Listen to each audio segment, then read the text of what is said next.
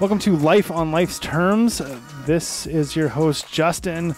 Today we have PJ in, man. We haven't seen this guy in a little while, and the things that we're going to talk about is the how to remotivate yourself after a loss.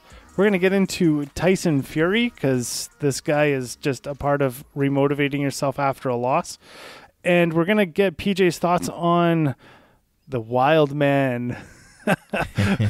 Then we're going to talk about concussions and fight commissions, and we're going to wrap it all up probably with some diet, nutrition, and weight cutting stuff.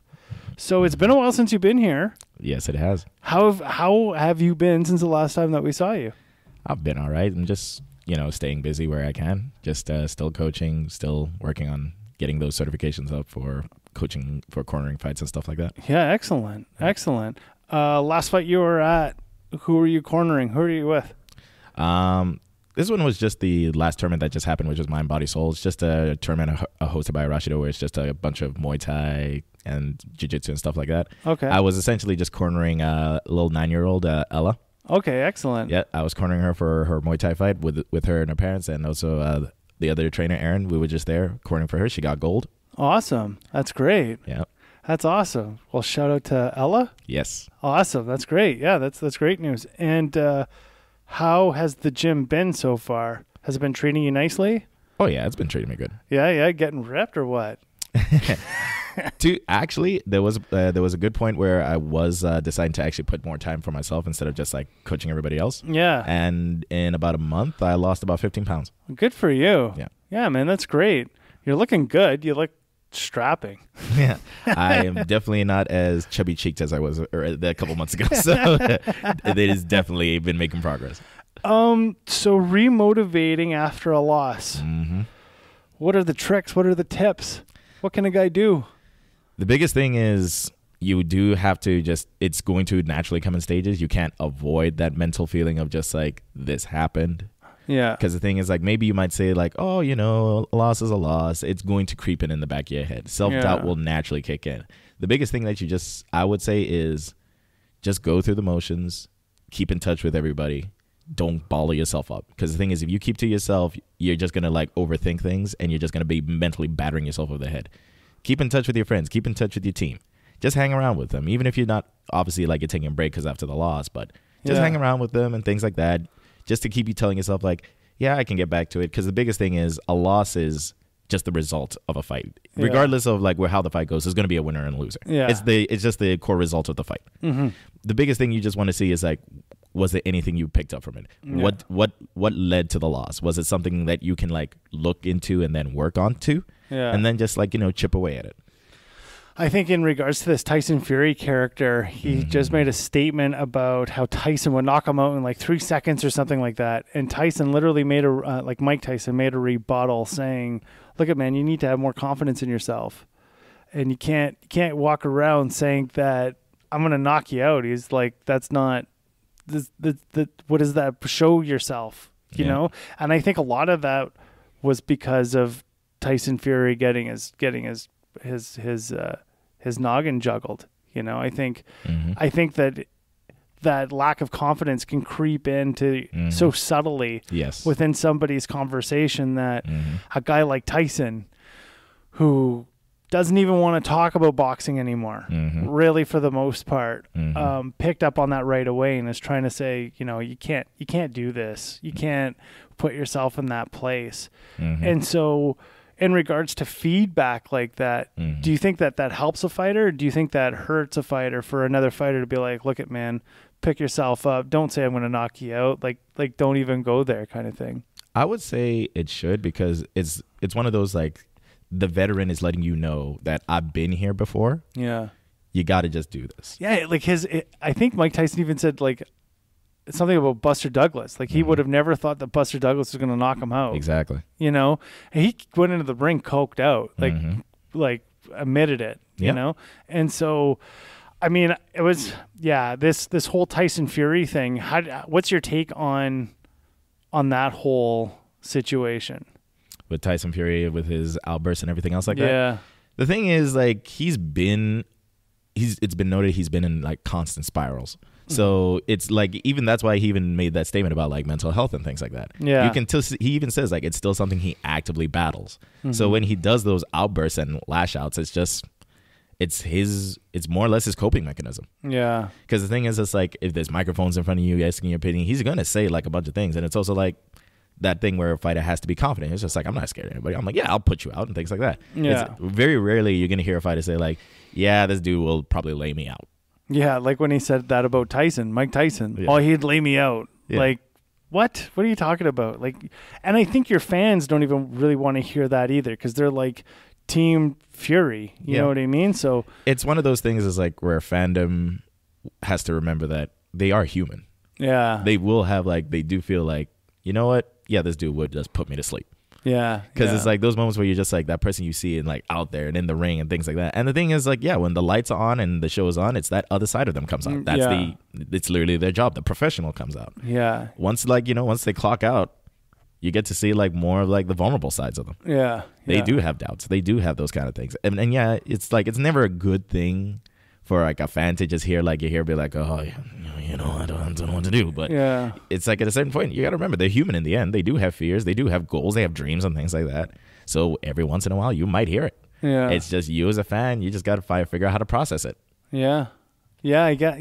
Yeah. That's a great perspective to look at it as, because I think a lot of people get into this, they look at their fighter like a Megalodon. You know what I mean? Like it's this, they're bigger than God. And that happened to Tyson for a long time, where the man would walk the earth and everybody would look at him like a god. And then he even said that because of that he became a megalomaniac. Like he didn't think anybody or anything could really touch him. It didn't matter. Even when he said he went to prison, he wouldn't fight anybody in there. Yeah, because he's Mike Tyson. Yeah, like and he said that he was, like, people would test him, but he just said, I wouldn't engage it. Yeah. And I think a lot of that is, I mean, imagine the story as he got knocked out in jail, right? There's also the persona that happens too with all of that, right?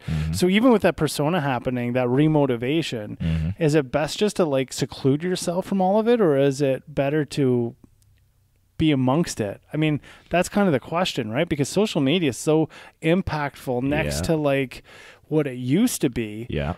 Do you seclude yourself from all that social media and try to regain your wherewithal, or do you immerse yourself in the shit, so to say? I would say, and this is the biggest thing as a main caveat, it will vary from person to person. I would normally say cut yourself off from all of it and just focus on who's like in front of you, around you. Because it's like, it's one thing from somebody on a keyboard or somewhere in the middle of nowhere to just like mouth off at you, but you can't confront them. But when you're talking with like your team, your family and things like that, one of the main things, especially if they do care about you, is they want to see you like recover. So they basically want to help you just step by step, or maybe in some cases, maybe they will have to like sit you down and be like, yeah, you were full of yourself. Yeah. You got gassed up by all this other stuff coming around and got to your head, and it's those kind of things. But the thing is, that's why that cutoff is really important, because you might have that, something might pop up to make you think, oh, think of me like, no, I'm still a god. Or other times like, oh, maybe I am shit. Those kind of things. I would say it's like, it's usually better to cut off. A really good example would be Julian Williams, J-Rock Williams, who just recently fought Jared Hurd. So before their fight happened, one of the things he was noted for, and he was a really good boxer, it's just he got like a highlight reel KO. He got KO'd in like highlight reel style. Like you will not miss this video of like I think it was Jamal or Jamal Charlo, one of the Charlo twins, where there's just like that just super counter uppercut that just put him out. And the thing was, like, people dogged him for like a good year or two, like dogged him, said like, he doesn't have a chin, he doesn't have this, he doesn't do this, Swift is going to run him over, things like that. And the thing is, he won the fight. He beat Swift, outboxed him, fought him, out dogged him, and all those other things. And he even said after his loss, he cut off all social media. He just focused on him and who was around him. He said he needed it. He didn't want to like look at anything, because he says like it's really easy to just have that one little negative thing and you go down that rabbit hole and you start looking at all the other comments. You get sucked in trying to do those other things. That's why you see it with multiple athletes, not even just relegated just to fighters. Basketball players will sometimes get caught up in the shit with the people like making fun of them and stuff like that. I forgot who it was, but one of them actually made a burner account to defend himself. Oh, really? I can't remember his name for some reason. I think it might have been Kevin Durant. Oh, wow. I think it might have been. That's crazy. So, yeah, if anybody's listening to this, please correct me or, like, be sure to pull up who it is because there was somebody who made a burner account to defend himself on social media, and people figured out it was him. Son of a bitch. Yeah, so it's that's the thing. With social media, it's a whole new, it's a whole new terrain. Yeah. We're currently right now in, like, probably the boom of it. Mm-hmm. So how we act around it now is going to show how it's going to affect people later. So that's why where people have these old mindsets of like, oh, do this. It doesn't work anymore in social media. Yeah. It's there to stay. Well, and then you have that call out outrage culture too. Yeah. Where people are trying to make you, trying to piss you off. You know, like you have that Charlie Zelenoff. Yeah, Zelenoff. Yeah. He's been around. I can't believe. I mean, he walked up to fucking Wilder and was like, "You're a bitch" and all this stuff, and fucking said some horrific things to that man. Yes, he did. And he beat the fucking pants off of him. Mm-hmm. Like Wilder fucked his world up. There's no two ways about it. You know what I mean? Like, I don't understand why somebody would say something like that to people who will really fuck you up. Yeah, I think it was also because it was well noted. It was noted because people did try and figure out like, yo, what's with this guy? Yeah, and I think they even did like get in touch with the parents and stuff like because the parents do try and keep him under wraps. Yeah, he has a couple mental issues and things like that. You can even see when he is confronted by people how he like reacts to things and stuff like that. It's just not normal. Like you can see he's not processing things correctly. Yeah. But for some reason, just because he randomly It's a combination of like him randomly sucker punching people and he says he won the fight and things like that. Yeah. And also because he became like, he's basically an internet meme. So people are like egging him on like, yo, do it. Yeah. Oh man, he's the greatest. So he doesn't realize they're making fun of him. They're being like, it's satire. They're satirizing it. Yeah. But to him, he thinks, oh yeah, I am the best and things like that because he doesn't know how to process it. Wow. And that's kind of sad actually. It is. And the thing is like people have tried to sit him down like, dude, we want to help you. But he doesn't want the help. His parents have tried. And the thing is his parents have like weird ways of like lashing out to people who like maybe they do want to help him, but there are people who are now intentionally egging him on. So it's really rough. And the thing is like people are just saying like, well, hopefully he might get help, but nobody knows. Well, fighting a guy like Wilder, man, he'll fuck your world. He can make you into a wheelchair for the rest of your life. Exactly. And in that video of Wilder, all he did was slap him, not even punch him. He just slapped him open palm with the glove.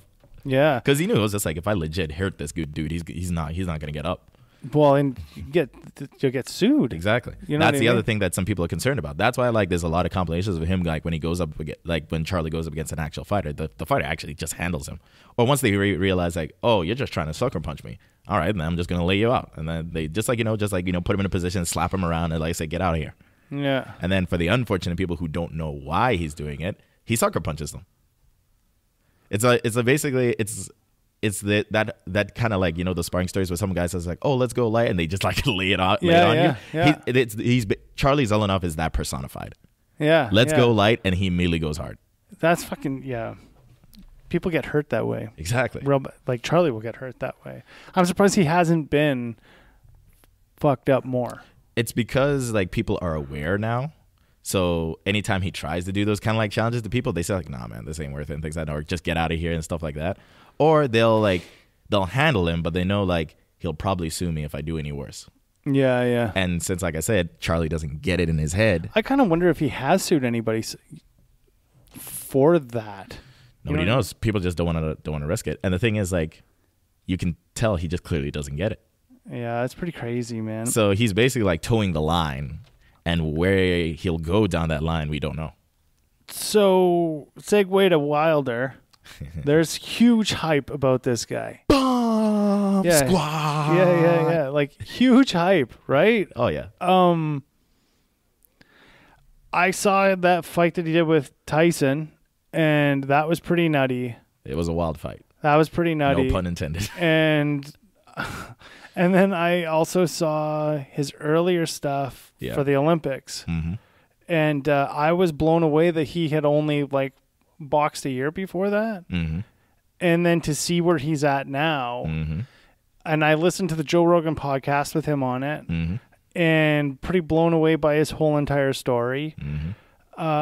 I think that's all the known stuff. Mm-hmm. Really, that's pretty basic out there. But what are your technical thoughts about Wilder? he is definitely, especially if you watch his earlier fights, not the prettiest guy to watch. Yeah. If you like technical soundness and stuff like that, you're not really going to like it. But the thing is, what I do like about him is, even though, like you said, he only had like a year or so of just boxing experience, stuff like that, you can see him improving each fight. Just a little bit. Nothing great, but it's just tiny improvements each time. Like over time, you get to see how his jab becomes more of like a sharp shooting laser at you. And like he doesn't rely on his right hand as much. He'll still throw it, but he's just throwing it to see if you get hurt. So when the guy's hurt, that's where like, the infamous windmills come in. Yeah. Because he knows you're hurt. So he doesn't care for like technique. He just wants to put you away. But the thing is, like, when he decides to be a sharpshooter, when he wants to, he gets more and more scary. Case example, even though the guy had no business being in the ring with him, Dominic Breazeale, his last fight. Yeah. Dominic Breazeale, you could see that jab was coming in, but that right hand suddenly just got better. You could see his 1-2 got better. Even though it was like a short amount of time, you could see his 1-2 is a reflection of when he fought, it was the result of fighting Tyson Fury. Yeah. He's now thinking about, I need to make sure I can get that right hand in, and you can't see it behind my jab. That's the biggest thing about it. The thing about it is, like, you'll see it over time. Like, his 1-2 gets really scary and scary each time because he makes it harder and harder to see that right hand coming. Because otherwise, everybody knows he's got a nuke for a right hand. Yeah. So obviously, be mindful for it. But when you are actually trying to do something about it, over time, he's like, I just need to hide it more. I need to hide it more. And after going up against Tyson Fury, where he like couldn't land it, this is the other thing that also makes him scary too. He doesn't get dissuaded if he misses. He's going to throw. Yeah. He is super determined. Nothing is stopping him from like wanting to like land that right hand on you. And with his fight with Luis Ortiz, the first fight, because they have a rematch coming up, he got hurt. He was in a bad spot. He didn't falter.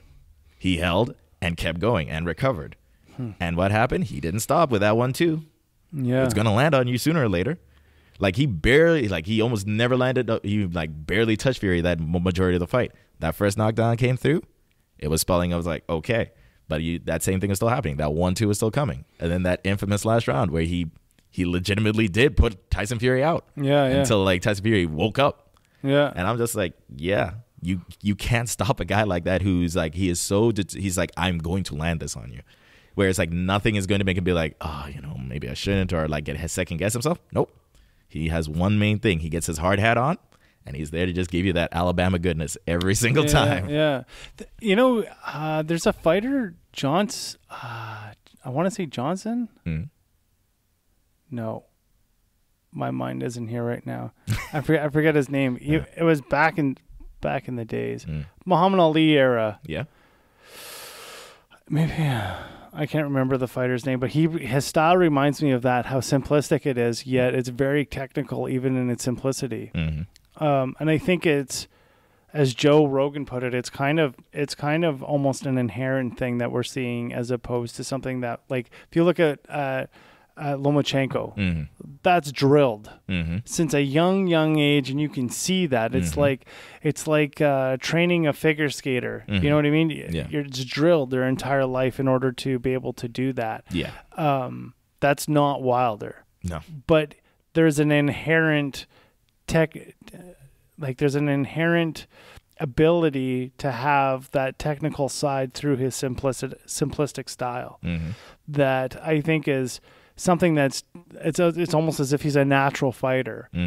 It's like if you were to look at three different categories of like an artist, just a brawler, and an athlete. I think he falls in the category of a brawler. He is an athlete, but I think he's more of a brawler than he is anything else outside of. He's not an artist. No. You know what I mean? Yeah. An artist would be like Lomachenko for the most part. Yeah. And he's also seriously athletic. Whereas I'm not saying that Wilder's not athletic. But he's actually kind of a small heavyweight, really, when you look at him. Yeah, he's tiny compared to most of the heavyweights. And that reminds me of Tyson. Like, Mike Tyson himself was a small heavyweight, really. I mean, he struggled to make 210 pounds. Yeah.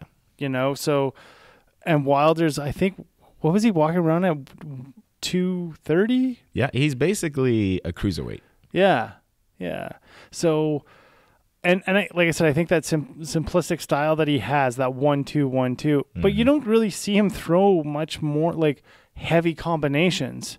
they're very simple combinations if I'm correct. Yep. From looking at his amateur or more amateur fights, you think that because we've seen a lot of boxers like little B-Hop.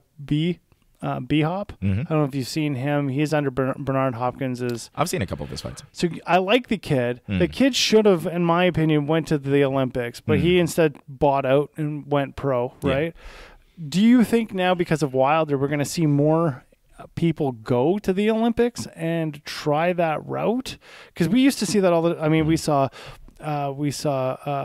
what's his face, Lennox Lewis try to go to the Olympics. We also saw Tyson try to go to the Olympics.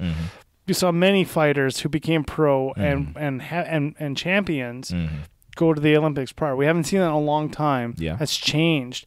Do you think Wilder might change that tide? I don't think so, because the thing is, for especially the bigger athletes, other sports exist. So football, basketball, things like that.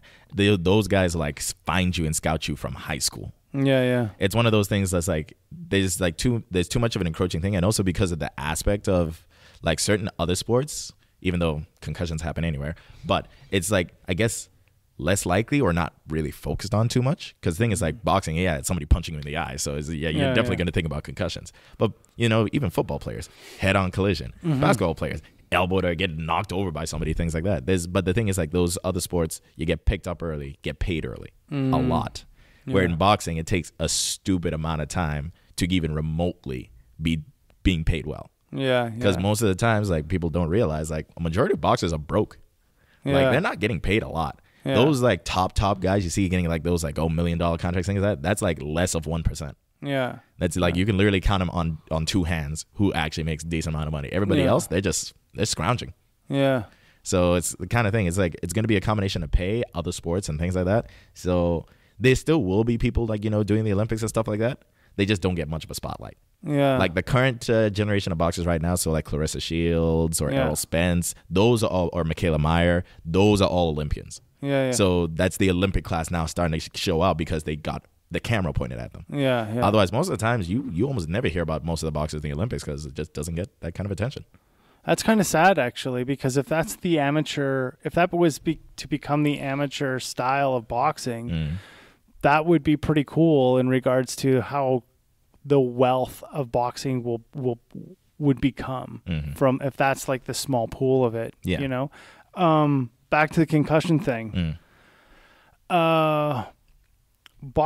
So I've heard this a little while ago, is that event, and this was actually from Georges St. Pierre, where he had said the fight sport game is going to be no more because of concussions, and the way how performance enhancing drugs have changed reaction time. It's no longer about strength. It's about, if I can lead by an edge of a millisecond faster, those are the new performance enhancing drugs that he doesn't see a viability in the fight sport over a long period of time because of how beat up your body gets and the way that they're not going to be able to test all of these performance enhancing drugs when it's not just it's not just TRT that these guys are taking. They're taking things in order to enhance their reaction time. And in the fight game, that's really the edge is the reaction time. Sure, speed, strength is a great benefit. Yeah. But if you're faster than a guy, speed always beats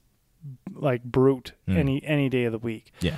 So that was kind of what Georges St. Pierre had said just some time ago. Yeah. Where do you stand with the whole idea that could be the downfall of fighting? Well, because I don't really have a familiarity with most of that kind of stuff and things like that, because I literally don't know how any of it works. Yeah. But it will play a factor, but I think it's more like at the upper echelon, like the top. Because that's where people like, there's so much money on the line. So by naturally, of course, people are going to use any means possible. And so that thing would play a factor for it. But that's like, that's like min-maxing to the absolute tiny detail. Yeah. Because at a certain point, yes, that does come the thing if all things are equal. But the thing is, like they say, styles do make fights and things like that. Those do play a factor. But I do see and understand, will it cause a downfall? I don't think so. It will just be like a really like a bad pothole, essentially. Yeah. It's gonna be a bad pothole. It's gonna like shake things up a bit, and then it will just have to be a point where different commissions just have all these commission stuff. I have to be like sit down and be like, okay, we just now need to put the time and effort to study and find out what all these things are. Hell, even talk to these fighters. Ask them, why do you need this? It's not a case of like we're gonna ban you or anything. Just like, could you just explain to us what's the point to it? Because eventually you're gonna have to just come down to a point and be like, these are okay. Yeah. And that instead of like a blanket, nothing. Well, we saw that in the early days of UFC with TRT, where like bunch of guys had TRT exemptions, right? And that straight up is like the steroids. There's no two ways about that. Exactly. Concussions. So this whole idea of the concussions, what do you think, just in your experience, not like medically or whatever, but just in your experience, what is a good length of time before somebody gets back into the ring and even spars after a good concussion? Like a long sleep, so to say, like a couple 20, 30 seconds or even up to a couple minutes.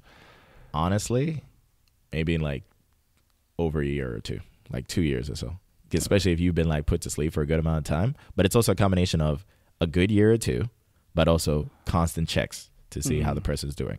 Because the thing is, like, somebody could look perfectly fine. Because the thing about a concussion is concussions don't go away. Yeah. They're just an addition. Yeah. One really good description, I can't remember who said it, but they said like the amount of shots you take to the head is like a book. The book could be a children's book, or it could be a novel. Once you reach the end of the book, you can't go back. Yeah. So essentially, when you're taking shots to the head, everybody has a number. You're better off never knowing what that number is. Yeah. But it's also a case of like you have to be aware and be more cognizant and like, have your defense better. Yeah. Because there's one thing like, grit you, chew down at the mouth guard and like throw that shot and trade. But the thing is, that's a huge risk. Yeah. So I would say like if it's like somebody got like laid out, maybe like a year or two. Really? Because the thing is like even like jumping around, moving around, that's still shaking your head. Yeah. So that means flat out you cannot train. Yeah. And they have to like willingly not train. And good luck doing that to an athlete. Yeah. They'll lose their mind. Yeah. Yeah. And those kind of things. You got to do those things just as like just as a way to just get started. Just go through the motions slowly and go through that. And that's hard. So back to your story on the last episode you were here, I think you disclosed that you were knocked out or I've had concussions. Yeah. So what was the length of time that you took before training, so on and so forth? Did you wait that year out, or what was your, like, how did you come back to it? I guess. So I didn't train for about a couple months, so maybe like 2 to 4. So no skipping rope or nothing? No, like not even training. Okay. Because the thing was like, this is my first concussion, so I was obviously worried and scared. Yeah. And this is the biggest thing about it, because I also just that was around the point where I realized like, combat sports was my passion. It was something I just loved doing. And it's one of those things where it's definitely sitting in the back of your head. I might not ever do this again. Yeah. I don't want that to end. Yeah. So obviously I took the steps. I took extra care and things like that. But at the same time, I also took the time to ask myself, how did I end up in that position? What did I do wrong to get me there? And obviously when you're taking a punch, it's literally a split second. So that's like one of those hard things to do. But like there is always some kind of factor leading to it. So in my case is I made the mistake of like more or less fighting the guy style, which is stand and bang. Yeah. Like I shouldn't have done that. Yeah. But I was newer at the time, so I didn't know any better. So obviously I took way too many shots than I should because I ate a good one without seeing the shot coming, so I couldn't brace for it. So when I did take that break, I was just like, because it's like you realize you have all this extra time. Yeah. What do you do with it? Yeah. And I'm just like, I can't just, sit here and just like take a nap. I just like started looking for other things to like fill up the time. So I got into music and things like that and all that this kind of stuff just to see what like I just need to fill in that gap. Then over time, I was just like, okay, also this is the other thing that's rough about when it comes to concussions. You do have to eventually just sit yourself down and be like, I'm definitely coming back or I'm not. Yeah. So I made the choice like, no, I plan to come back. Yeah. So let me not forget what I've learned. So I just took more time to studying more fights. And that's where I started getting better at analyzing fights and things like that. Because I didn't want to lose track of it. So I was just like, let me rewatch my sparring. Let me rewatch some fights. Let me watch a fighter who I want to just like see, like, break it down, stuff like that. Just to fill in that time and also to remind myself, I'm coming back. And when I did come back, I took very huge precautions. Like I didn't, even though when I came back to training, I didn't spar for a couple more months. Like not even remotely. If I was even remotely thinking about sparring, it would be just drills or pad work stuff. And then afterwards, I even talked with my boxing coach at the time. I was just like, I had this happen to me. What can I do to, to deal with this? And obviously he gave me like a different kind of headgear that's like had better padding. He said, just as a start, he says, but don't rely on it. He says, you need to get your defense better. You need to learn how to move your head. That's where I learned how to get my defense more slippery and things like that. That's where I got really good at like slipping and moving away from punches. I know I'm going to get hit anyway, but I look at it in the way of like statistically. I'm like, if I get hit 1 out of 10 times, I did good. It's better than getting hit 10 out of 10 times. Yeah. That's where I also learned and understood defense does not mean be untouchable. It just means reduce the output of the other guy. Yeah. That's literally it. Yeah. It's just, you're just basically like stifling their numbers. Once you understand that, it's way easier to work your defense into your offense. Did you find at all that you lost the ability to look at the chess game and just started fighting through reaction? I would say that reaction was definitely always sitting in the back of my mind, but it made me also become more analytical about approaching things. Because the thing is, like, it depends how you want to look at it. And the thing is, like, you don't want to make it overly complicated. That's just way too much work for its own good. But it's more of a case of just, like, I know I don't want to be in this position. What can I do to, like, make it in my favor? Because I know even for myself, when I sparring with people earlier in time, I was able to see what they were doing and then counter. Recently, I've lost that ability. I'm literally looking for a knockout. Yeah. And that's because I don't think I can actually see what they're doing anymore. And I think Amanda Nunes was talking about this just a little while ago on another podcast. Was it's because you went right away into a flight or fight mode, and because you're in that mode, you're fighting for survival. You're not fighting because you see what the other person's doing. You're not being a smart warrior. You're just being a fearful warrior, right? And I really recognize, it really resonated with me when she said that. And I'm trying to wonder if there's, or try to figure out if there's a way back from that. Because I liked being able to play the chess game, and it felt funner. Yeah. Now, I'm less likely to go and spar with somebody in the ring. I'm more likely to go hit pads with somebody or bang up the bag. Yeah. As opposed to like jumping in the ring and saying, "Okay, let's do this shit." Yeah. I feel almost like a chump in a boxing gym, not willing to walk into a ring with somebody, right? So I'm wondering if there's any remotivation style in that. I would say, especially because I'm always actively pushing this when I'm like working with anybody here, like when I'm training with them, especially because like you said, that will disappear because that fight or flight kicks in. Yeah. So I usually say, like, you want to, when you're in the ring with somebody, you always want to put yourself in a position where you can still see what they're doing. Because the thing is, if they're too close, you're not going to see anything coming. There's a certain distance, and it's really tiny, and you will not be able to react in time with it unless you have like really good reflexes or you have some freakish sense of things. Yeah, you're not going to see it. But if you give yourself like an inch back or a step back, it's way easier to see it coming. Because the thing is, like, if you think about like I'm trying to hit the person and nothing else, you're basically hitting in the sense of I hope, so you're more likely to eat something and you won't see it coming. But if you're thinking more like I'm throwing this because I want to see what you do when you go here, or I'm just throwing this to make sure I can still see you from this distance, it becomes easier to process because now you know you're in control. Yeah. The other thing too is also like, because you obviously, like, for boxing, there's always those explosive drills, like sprints and stuff like that. Yeah, in a fight, it's the same thing. It's explosive, it's sprints and things like that. But when those are done, you're mostly walking. Yeah. So if you learn how to like know how to walk in the ring while there's somebody in front of you, it helps you also process how to calm down. Yeah. Also be like, okay. Also figuring out how to be in a position where you know they can't do anything, like learning how to clinch somebody. Yeah. Like if they're in a state where they're just flinging their arms or they can't drive any power in, that's your breathing time. Yeah. Or if you just give yourself just enough distance that you can see that punch coming, that's also giving yourself breathing time. It's like, for example, like I'm teaching people now for the overhand right, because people know like when you throw an overhand right, you got to get close to the guy, right? Yeah. I actually say the ideal range is just get past their wrist. That's overhand right territory. That's not a big step. That's a small step. Your right's going to land. Any further in, you might choke the punch or you might walk into a shot. But if you just get past their wrist, which is just a small step. So now when I train people, I try and make make it feel like as familiar as like something they do every day, like walking. Yeah. The more you can treat it like an everyday thing, the less of like, oh, what should I do? What should I do? What should I do? What should I do? Because the thing is, like, if you get drilled something and you just like do it naturally, it's also going to be your fight or flight response. This is where you're like, I don't know. I was just told this. So that means you don't actually know what you're doing with it. You're just doing what you've just been like mentally like dented in to do. But if you're taught to, like, maybe you do a drill and you say, like, make it work for you. Yeah. This is where, like, I say in classes, like, encourage them to, like, make it work for them. Because everybody's different.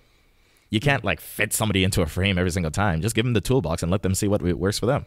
Yeah, I guess that's the other thing, too. Like, my last experience sparring with somebody, I couldn't see the counter. Like, I didn't, like I said, and that's where the fear was triggered. Because I couldn't get a gauge of, like, how much time's left.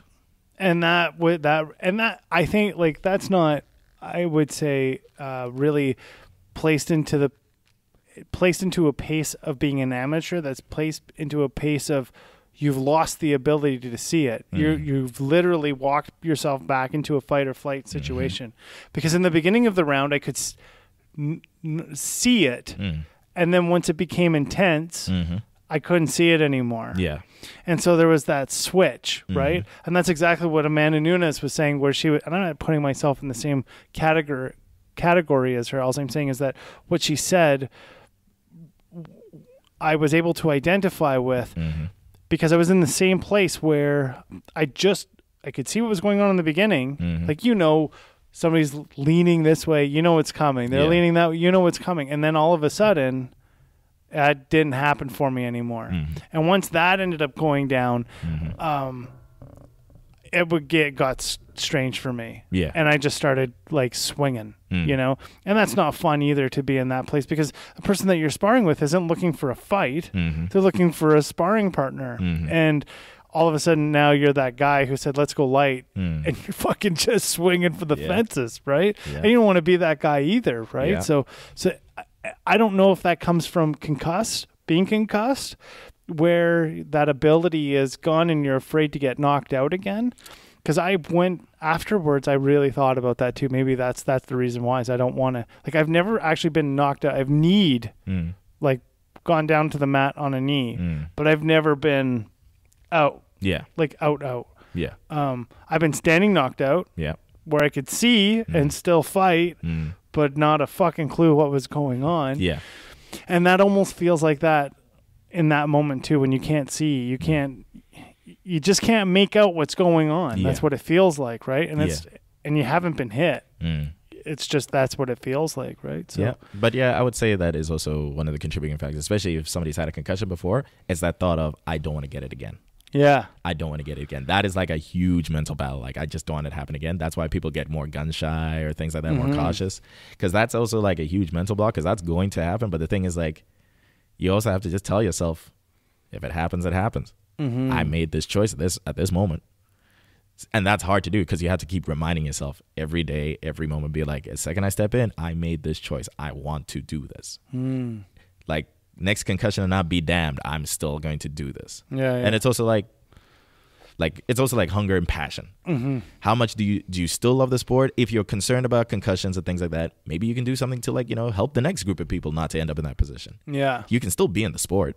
You're just not in that aspect anymore. Yeah. Yeah. And that's also just the kind of thing. It's also because, especially that's the ego side, especially for sparring, because it's just like, I could do it again.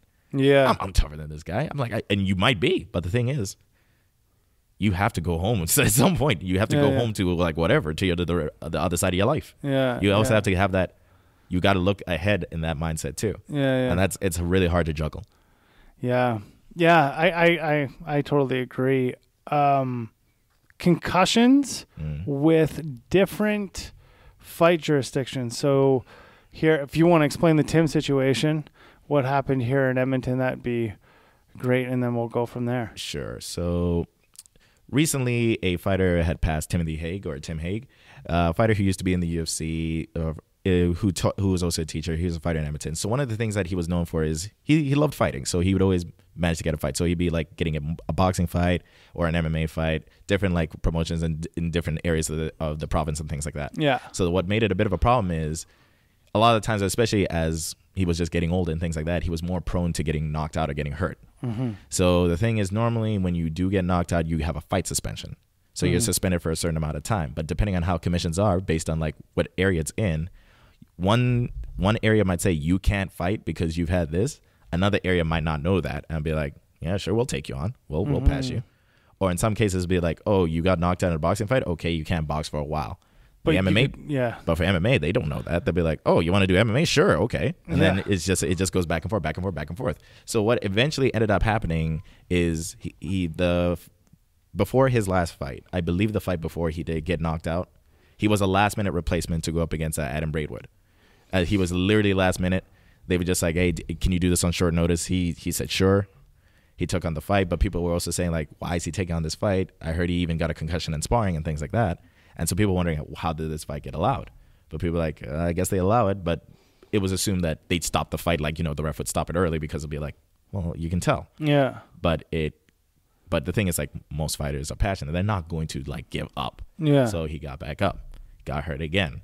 And there was even a point, and I could still vividly picture in my head, because I was there, you could see Adam looking at the referee saying, like, stop the fight. Yeah. I don't want to keep punching him. But he kept going. Because obviously if the ref doesn't, like, say stop, you don't stop. Wow. So, and, it happened again. And so, the final, like, the ref finally stopped the fight. The decision was made. Tim walked back to the back and things like that. He seemed okay. And then he just went into, like, spasm and things like that. And he was taken to the hospital. And then the next day, people confirmed that, yeah, he passed. Yeah. Rest in peace to Tim Hague. Yeah. Yeah. I didn't know that you were actually at the fight that night. I was. Yeah. Did you train with him?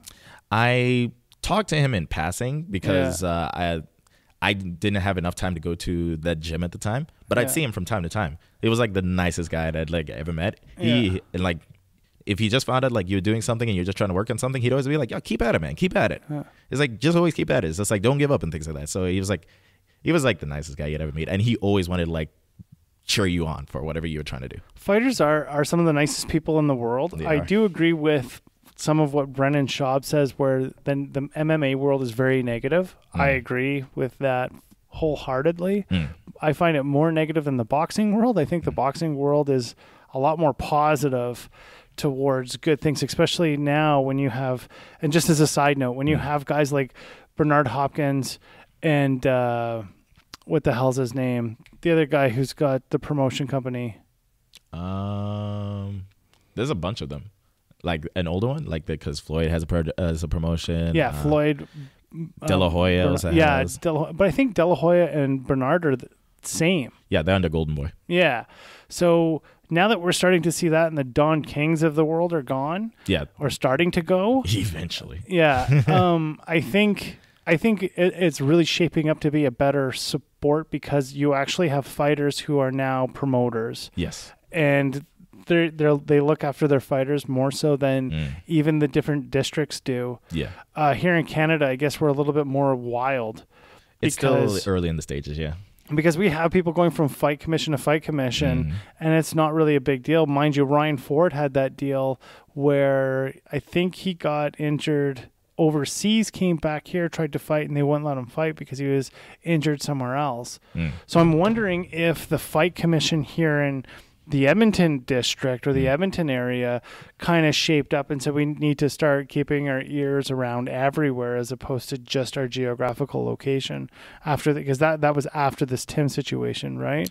The thing about the Edmonton Commission, I think, is just like they just do their own thing.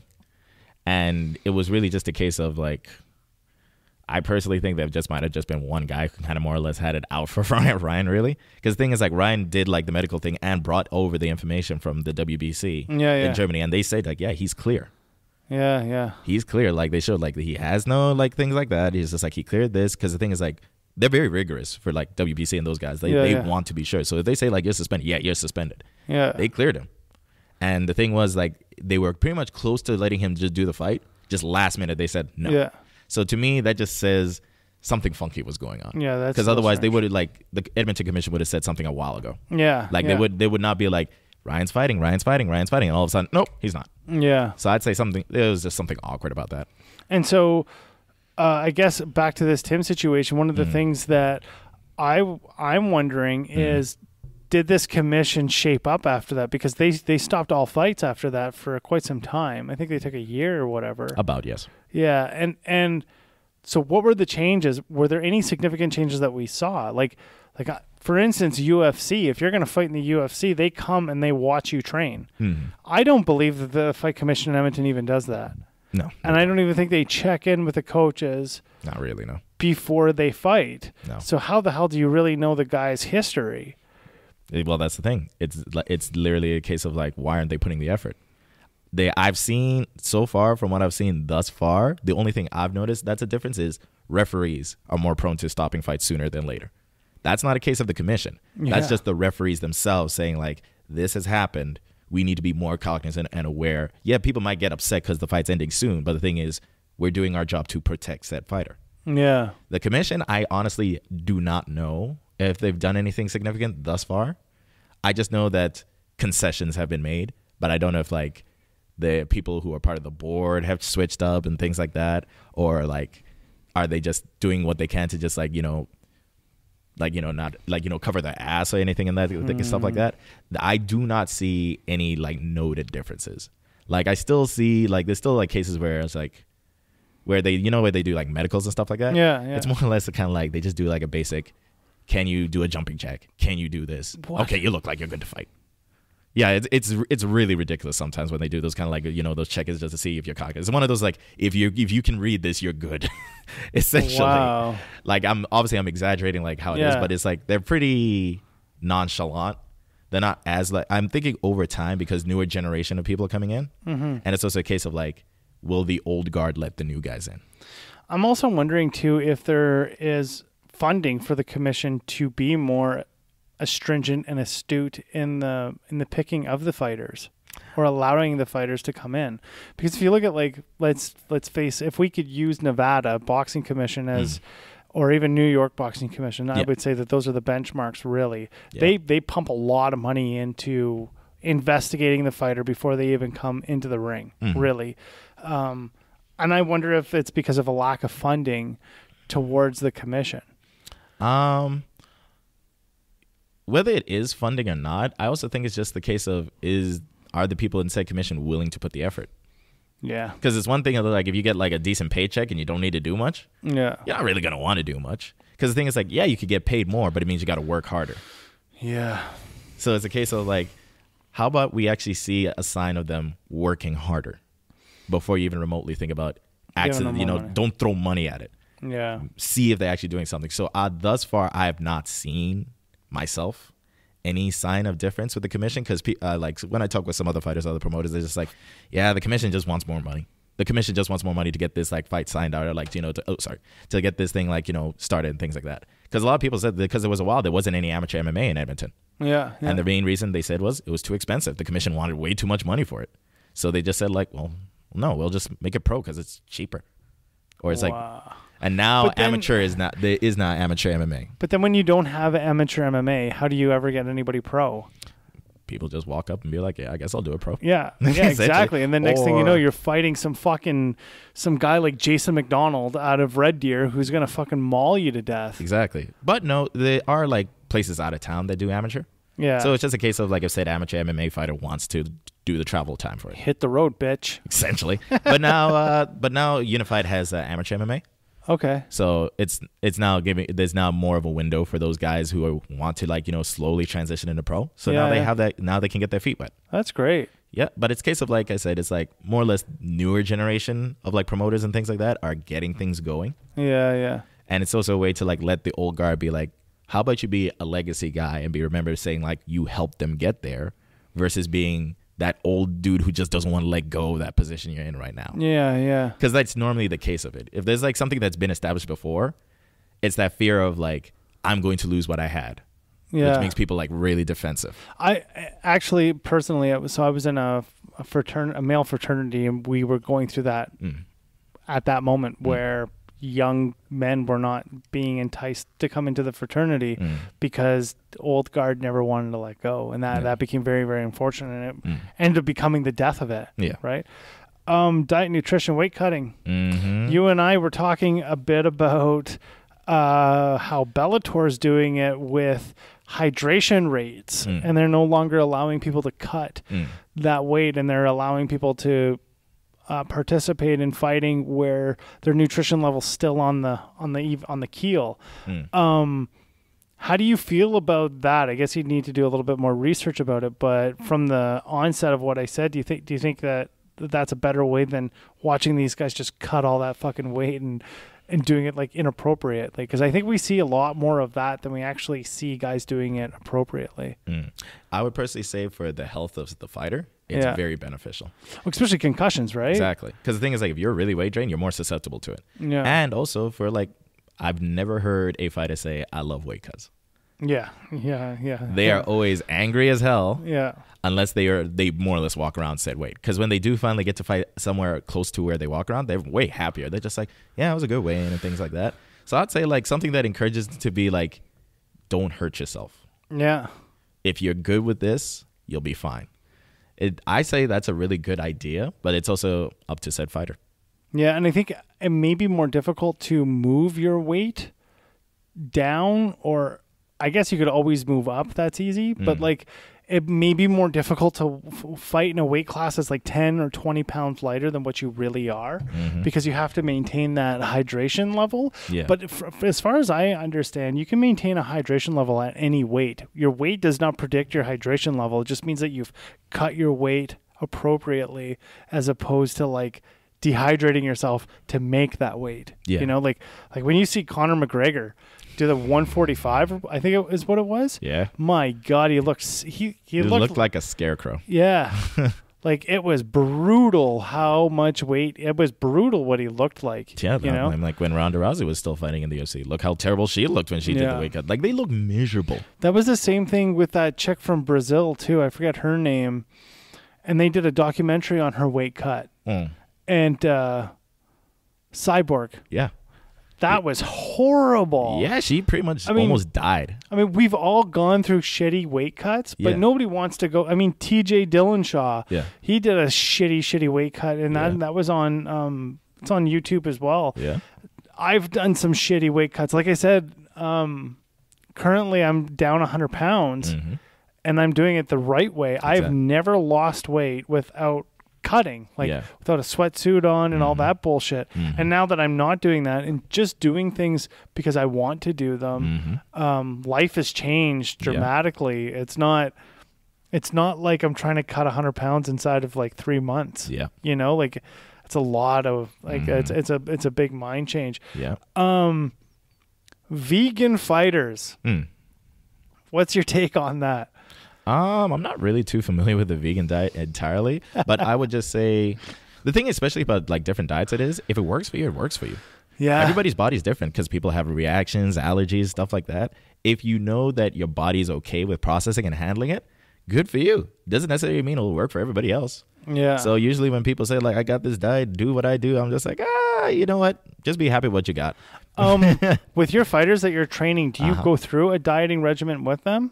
I personally do not, but Aaron and Craig do. Okay. But it's just basically a general guideline. It's not something super strict. They just simply say like, your proteins can be this. Your carbs can be this. Yeah. Your veggies can be this. Yeah. Have them in these portions throughout the day, wherever you can, and just make sure you're doing a workout along with it. Excellent. Yeah. They just simply say like, here's a general layout. Here are your options. Make them work. Huh. They don't want to. And in the other cases, like, we're not your parents. We're not going to like hover over you, be like, are you eating right? Are you doing this? I had a coach, I shit you not, he would weigh us in the morning and then weigh us at the end of our training. Wow, that's interesting. and then you'd come back and you'd be like 4 pounds heavier, and he'd like look at you and say, you ate a fucking burger last night, didn't you? And you'd be like, fuck. And he would literally look at you. Insert that Law and Order sound effect right there. Yeah. And then he would like look at you and he'd be like, so you're puking today, one way or another. And he'd fucking work you until you were like dead, just dead. Wow. You hated him, but you loved him. Yeah. You know, like, because he would get things out of you you didn't think you could give. Yeah, because I'm like, that's the kind of thing where you're just like, that's insane, but it's also like so insane it makes you laugh. Yeah. Because it's just like, wow. So we're going to make you puke today. What? Yeah. And he wasn't lying. Like he'd throw you, he would like, we would do, so you do a quarter mile through snow on a run. And then we would go back to a pool, and then he'd make you do like jazzercise or aqua aerobics in the deep end. Oh. And then he'd look at you and be like, ready to puke? And then if that wasn't enough, then he'd say, okay, hit the fucking dyno, like the bike, like the assault bike. Yeah. And you'd be on that assault bike, and he'd have the fucking bucket ready for you. And you'd be ready. I appreciate his dedication. You know what? I can applaud that. I can applaud that. That is clearly a maniac, but otherwise that is some dedication. And there you are. You're looking at that bucket, and you can just fucking feel it because he's not giving you even seconds between things. Oh no. You know, like the biggest time you had was the drive from the farm to the pool. Oh. So like 20, 30 minutes, and your body's just like vibrating. Yeah. And then you get into the pool, and he's like, "Hey, pull your legs." That's the hardest one. So you're treading. And then he's like, "Hey, pull your knees up to your chest." Wow. And you're like, "Holy fuck." Yeah. That's like the first thing out of your mouth. Yeah. Like, holy fuck. Yeah. And then he's like, "Hey, put your legs out straight and make your toes like scan the top of the water and shit." And you're like, "Oh my God." That is a supervillain. That is a supervillain. and then you're going to spar later on. Did he have like a chair with like a cat that he just pets as he's like watching you do this? Because that really just sounds like a Bond villain right now. Well, he would just all of it. Like he was he would just kick your ass. Yeah. And then on the good days, he would say, he'd say, "Okay, give me 15 minutes of skipping, and then go spar." That's not too bad. And then that was that. That's not too bad. Right. And then or he'd say, give me 5 minutes of burpees, and then hit the bags. You know what? I actually do that sometimes to like take nerves off before sparring. Yeah. I do 5 minutes of burpees. Yeah. Because the thing is like you're so dead tired you don't even care anymore. Yeah. I find that with hiking actually. If I go hiking now, it's the same thing. What is your experience of a worse weight cut? Have you had a bad experience with a weight cut? Not a weight cut per se, but I did have a bit of an episode with a sauna suit where it was my first go at a sauna suit. I've never worn a sauna suit before, so this was my very first time in it. Yeah. But the thing was, I got I really missed that thing because once I got used to it, it was actually amazing. But it was like this special, I think the name of the company is called Cutting Weight, but they have these like special material kind of like sauna suits that have neoprene on it. Okay. So it definitely keeps the weight in. Yeah. The heat in. So I was doing pad work. And so we're just going through it. I'm like, I'm okay, all okay. And all of a sudden, I just felt like I couldn't breathe properly. And I felt my heart like, and I was just like, get this off me, get this off me. And I was just like, my eyes like were wide. I was just like, get this shit off me right now. Got it off, and I was like, and Benny was just like, I warned you.